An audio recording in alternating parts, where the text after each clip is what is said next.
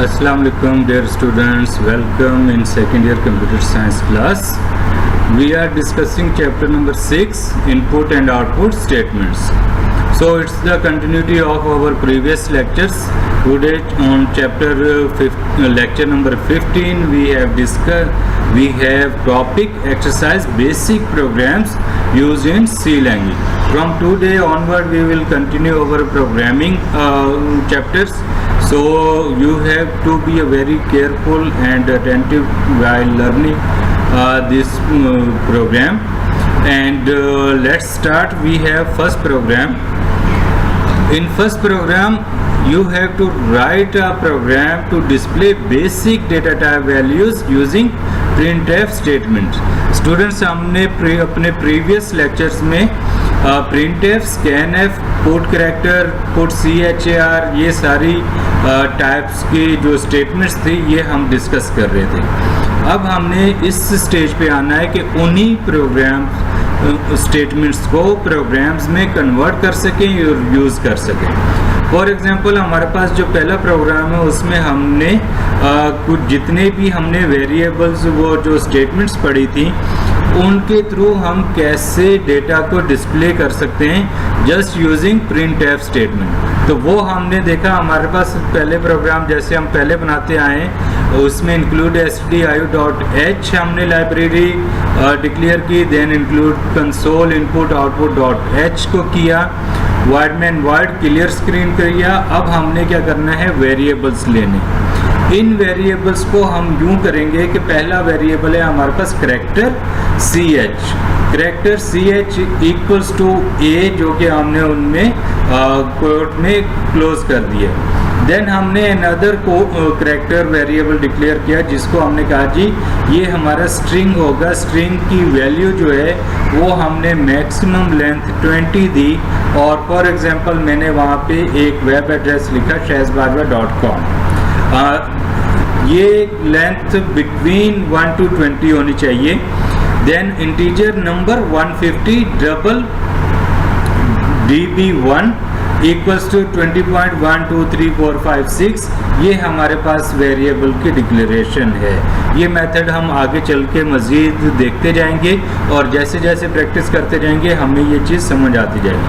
Then हमने printf की statement use की. प्रिंटफ \t मैंने आपको बताया था कि हम क्या करते हैं, जैसे टैब होता है हमारे पास कंप्यूटर में, टैब को प्रेस करते हैं तो टैब से हमारे पास ½ इंच स्क्रीन का स्पेस जो है वो आगे मूव हो जाता है. Similar when you use \t means you are moving your character half space away. तो ये डबल टी मैंने 2 दफ़ा किया ताकि इसका आउटपुट जो है आपको स्क्रीन के मिड में नज़र आ सके ताकि मैं उसको अच्छे से दिखा सकूं. अगर आप ना भी यूज़ करें तो कोई फ़र्क नहीं पड़ेगा. Then character c is %c. Character c जो हमारे पास करेक्टर जो char होता है वेरिएबल उसके लिए हम %c यूज़ करते हैं. ये लास्ट प्रीवियस चैप्टर्स में हम देख चुके हैं. Then \n for new line and comma and ch. कौन सी वैल्यू, ch की value. Then similar printf statement string आप देख रहे हैं %s, फ्लोट फॉर %f और वही FLT फ्लोट का हमने जो डिक्लेयर किया था वही चीज़ नज़र आएगी. डबल वैल्यू इज़ 1f क्योंकि वहाँ पे हमने डबल वैल्यू के लिए db1 यूज़ किया था. Then octal values is %o and hexadecimal value is x. ये हमारे वेरिएबल की डिक्लेरेशन का मेथड होता है. देन हम देखते हैं कि इसका आउटपुट क्या आया. तो जब आप कंट्रोल F9 से इसको प्रोग्राम को एग्जीक्यूट करेंगे देन आपके पास ये आउटपुट नज़र आएगा कि आपकी स्क्रीन से बजाय इसके कि बिल्कुल टॉप कॉर्नर पे आपको ये स्टार्टिंग नज़र आए और उसमें आए, मैंने इसको थोड़ा सा \t के थ्रू स्पेस को टैप किया. Then character is A, string shahbazwa.com आ गया, फ्लोट वैल्यू आ गई, वो जो गिवन थी वो सारा आपके पास आउटपुट आ गया बगैर यूज़र के इनपुट के। तो ये हमारी मेथड स्टेटमेंट जो printf की स्टेटमेंट है वो याद रखिएगा कि ये हमारी जो printf का स्ट्रक्चर है ये चेंज नहीं होगा। जब भी आप printf की स्टेटमेंट यूज़ करेंगे तो ये चेंज नहीं होगा। Then we have another program, write a code to take input value from the user and print. Now we are going, in previous program we just giving instruction and same output was there. Now we are taking input from the user. Include stdio.h void main void clear skill integer variable declare किया जिसका नाम रखा हमने number, integer num, print integer enter an integer. जब आप इसको execute करेंगे तो पहली लाइन पे आपके पास जो मैसेज आएगा वो क्या होगा, एक मैसेज आएगा जिसमें लिखा होगा एंटर एन इंटीजर। देन आप क्या करेंगे, scanf %d comma and number. And की डेफिनेशन मैंने बताई थी क्यों यूज़ करते हैं, और %d को भी बताया था कि हम क्यों यूज़ करते हैं, और scanf का स्ट्रक्चर भी हम डिस्कस कर चुके हैं कि सेम एज इट इज़ रहेगा, जो कि वैल्यू को रीड करेगा इनपुट वैल्यू को। देन अगेन जो यूज़र वहाँ पे वैल्यू एंटर करेगा डेफिनेटली वो किसी डिस्प्ले पे आउटपुट आएगा।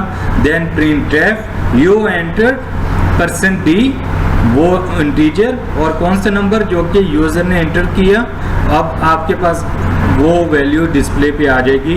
Then get ch and finished. Now this is the output. First line you will see enter an integer which is 25, I entered 25 and next display were you entered 25. तो same program you can write your own, and for practice you can do lot of changes with it, but you have to keep practicing for better understanding. Input your name using scanf। अब हम एक और programme बनाने जा रहे हैं जिसमें हमने कहा जी आप अपना नाम स्क्रीन पे डिस्प्ले देखना चाहते हैं। पहला एग्जाम्पल मेथड ये है कि आप जस्ट एक printf की स्टेटमेंट यूज़ करें और उसमें डायरेक्टली लिख दें माय नेम इज़ XYZ, जो भी आपका नाम है वो आप लिख दें तो वो डिस्प्ले पे आ जाएगा, जैसे इससे प्रीवियस प्रोग्राम में हम कर चुके हैं। तो इसमें क्या है कि वो आपसे पूछेगा जी प्लीज़ इंटर योर नेम, आप नाम लिखेंगे तो वो डिस्प्ले पे आ जाएगा। वही libraries include stdio.h, include console input, void main clear screen, character variable name 25। एक हमने कैरेक्टर वेरिएबल लिया जिसका नाम रखा नेम और उसकी लेंथ रख दी 25। अब 25 कैरेक्टर्स तक आपका नाम डिस्प्ले हो सकता है। Then printf please enter your name, first screen पे मैसेज ये आएगा। देन जब आप उसको एंटर करेंगे तो आपका name scanf definitely you are taking input from user which name variable के थ्रू। देन गेट ch एंड इसका आपको आउटपुट नजर आएगा, please enter your name and I will type Shahid Shahzad Bajwa and that was the output for this programme.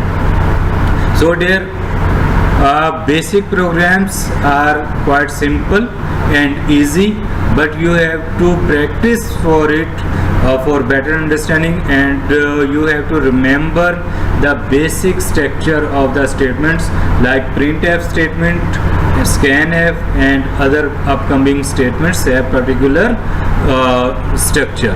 So your assignment is write a program to add two integers using printf and scanf statement like previous program. Show output displayed by the following program lines, which is exercise 6.39 and page number 138 on your book. When you enter data 5 and 7, go through your book and you can see this program. Write a program which uses getchr, gets and scanf. This is exercise 6.48 on page number 139. So this is your assignment. Further, if you have any question My best advice is these lectures are also available on my YouTube channel and on my Facebook page. You can see this chapter after your class, and better is keep practicing with different changes, and then you will get better understanding.